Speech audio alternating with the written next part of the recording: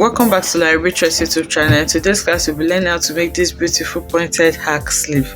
Okay, so this sleeve has beads attached to it, and you can also make the beads long if that is what you want. If this is what you like to learn, kindly stay tuned to the end of this tutorial. Thank you. To make this sleeve, you need to take the measurement of where you want the sleeve to stop. It can stop around the midpoint area if that is what you want, or you can just go down a bit or even stop at where your armhole measurement stops.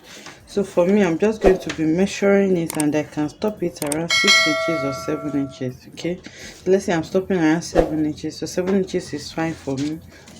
I'm going to be drafting it on this paper so that we can see it better than fabric, and then the paper is put on fold by the length. Okay, so here I'm going to be measuring the 7 inches downwards like this, and then I'm going to notice with my marker. So I have 7 inches like this. Okay, so from here to here 7 inches, but remember that we are going to be sewing it to our sleeve, and the sleeve is not straight. Okay, so the sleeve is curved like this. The armhole, the armhole is curved, so you can either place your armhole where you want your sleeve to stop. That's 7 inches in this case. I can measure the 7 inches now and then bend my sleeve towards this side to get what I want. Okay, or you can just do it manually by dividing your 7 inches divided by 2. That's going to give me 3.5. But I'm not going to be using 3.5. I'm just going to be subtracting 1 inch from it and then use 2.5 because it's a curve, and by the time we'll curve it, it will be more than what we have. Okay, so now I'm not going to be marking this straight. I'm just going to be using the slightly curved ruler, curved side of my ruler, and then I'll connect it from here to here. So I've connected this now, and this is what I have. So I'll just check it, and as you can see, this is around 8 inches, so which is fine for me, including allowance. So now the next thing is to determine the length that you're going to be working with. So the length is how pointy you want it to be. Remember, it should be coming from the shoulder, pointed like this. So the length that you want for that pointed area is what you're going to be measuring. So I don't want this to be too long, and at the same time I don't want it to be too short, so I can just measure maybe 6 inches, or I'll just measure 7 inches including seam allowance. So here I'm measuring 7 inches, and then remember, it is not the regular sleeve. The sleeve is just going to be pointed from the shoulder, which is this. It's going to be pointed from the shoulder, but it tapers towards the starting point, which is here. So from here to here now it's going to be narrowing down to this place. So you can connect it in a straight form like this, but I don't want it too straight, so I'm just going to be connecting it in a slightly curved manner because it is a bit curved. Okay, so from there now I'm going to be connecting it to this point. So this is my length. This is my length, which is on fold, and then I'm going to cut this out. So that is all the measurements you need to take. You see how simple it is to make that. So this is where I'm going to be sewing to my armhole. So I'll just label that part armhole, and then I'm going to cut this also. So by the time I cut it, this is what the hack is going to look like. This place is going to be sewn to my armhole, and this is going to be the pointed edge of the sleeve. So now I'll cut this on my fabric, and I'm going to be cutting 2 of these for each of the sleeve, one for me fabric and one for the lining. Remember, it's a pointed sleeve, so it's going to stand like this, and the under part is going to be obvious. Okay, so if you don't mind and using something different, you can use something different as your lining, but it's advisable that you use what you're using as your main fabric for your lining also, because it's going to be showing. So I'll cut 2 of this now, and then I'll bring it back so that we can continue. Okay, so I've cut this on my fabric now, and I'm just going to remove my pins so that we can see what I have. So I have 2 of this, one for my main fabric and one for my lining. So I'm just going to be adding a gum stay. I'm using a satin fabric. I'll just add a gum stay to this. You can add paper stay, color stay if you want, but I'm going to be strengthening this with a boning at the pointed area. So gum stay is fine for me. Even if the gum stay wear off, the boning will still be there. So I'll be attaching a boning to this underlining part. The gum stay is also going to be on the lining part. So from here now, I'm going to be fixing my Regina boning, which is sewable. So when I get here now, remember it's a pointed edge, so this pointy part is actually very important. So the boning is not important, it's not compulsory. If you have maybe a peplum stay or very strong stay, that can just make it sharp for you. So when I get here now, I'll need to break this boning, because if I continue like this, it's going to ruin this pointed edge that I want. Okay, so I'm just going to come and measure what I have here, and then I'll cut it, and then I'm going to cut two of it.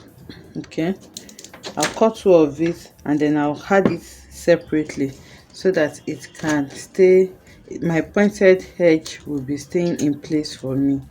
So now the next thing now is for me to add interface to this.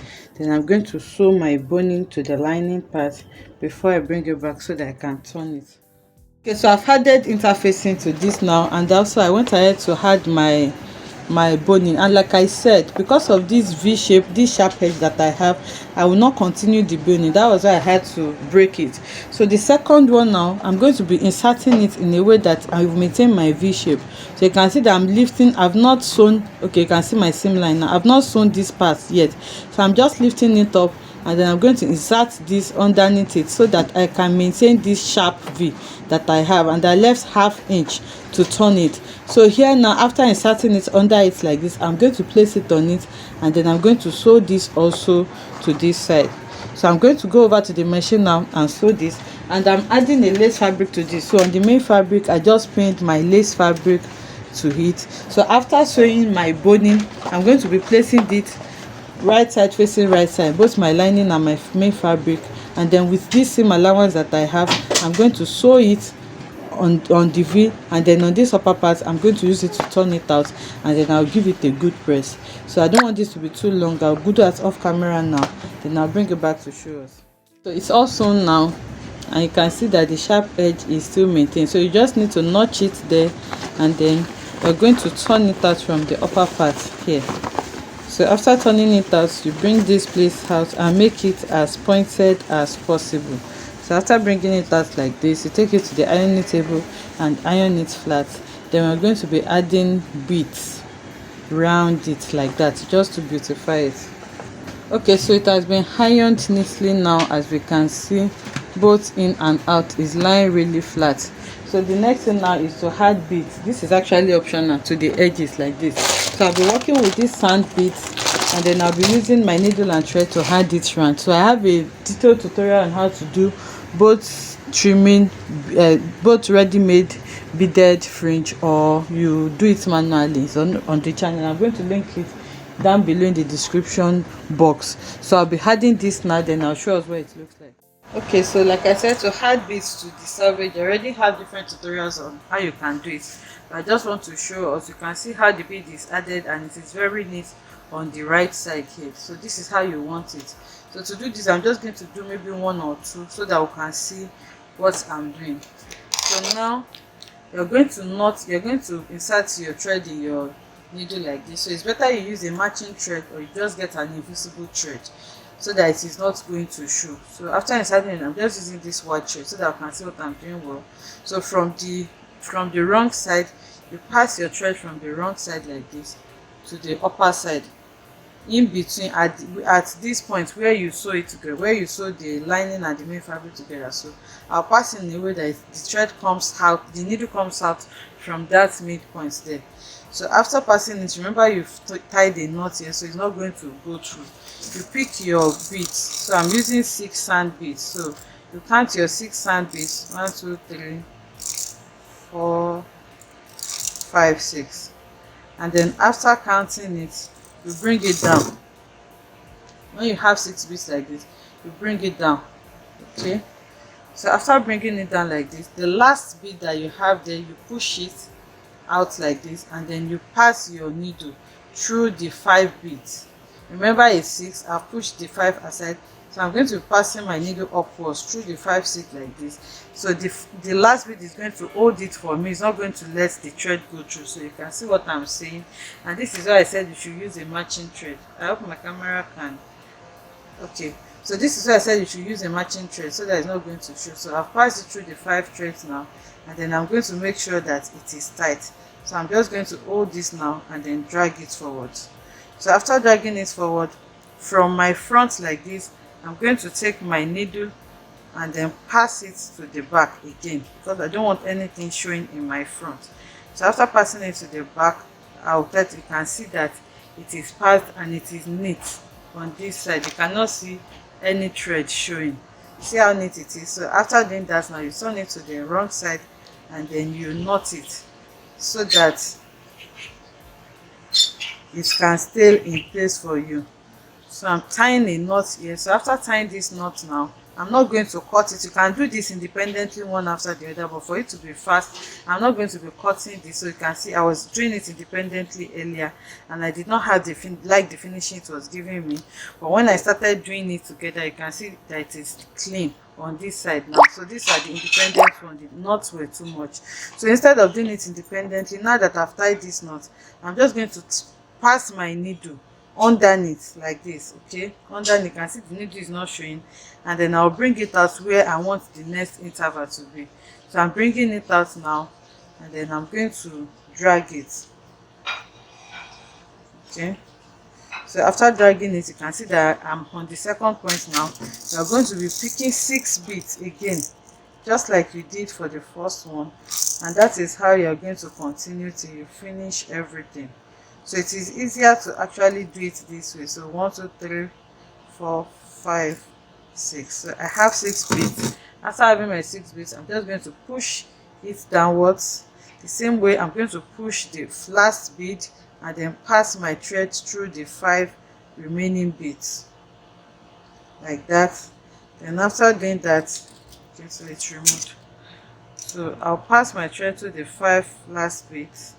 Then after passing it, you're going to bring it upward like this. So once it's tight from your front, you pass your needle backwards because we don't want anything to show in front. Then after passing it backwards, so just make sure that your bead is not tangled, so you can work with a shorter thread. So after passing it downwards like this, you can see that it is clean on this side. You cannot see any thread showing on this side. It's very neat. So this thread that is poking out is from the tied knot that we have on the back of the first one, so you can see it. So it is clean on this side. Then you knot your tie and then you pass it through the second one. So you just knot it securely and then you pass it through the second one and then you continue like that. So now I'll take this to the mannequin to show us what this sleeve is looking like. Okay, so after having it like this, you can see our beads. Depends on the length you want to use. You don't have to use 6 like this. If you want it longer, you can make it longer. You are just going to be sewing this to your charm pole, wherever you want it to be. You're just going to place it and then you sew it like that. So once you sew it, this is what it's going to look like. You can see that the shoulder part is pointed. Okay, let me bring it out. Okay, so once you sew it like this, you can see how pointed this shoulder part is, and that is how you want it to be. So you can see it from here. It's very simple to make. You just need to sew it around wherever it is you want it to be. Okay, so this has been sewn now. It has been sewn to the bodies, and this is what our pointed arc sleeve is looking like. So remember, we used around 7 inches as length for this. If you don't want it this long, you can use 6 or 5 inches or whatever it is that you want to use. You can see how lovely this is looking, and it's really simple to make, and it's also elegant. I hope you enjoyed this tutorial. If you enjoyed it, let us know in the comment section. Like, comment and subscribe to our channel, and I will see you in the next one. Bye.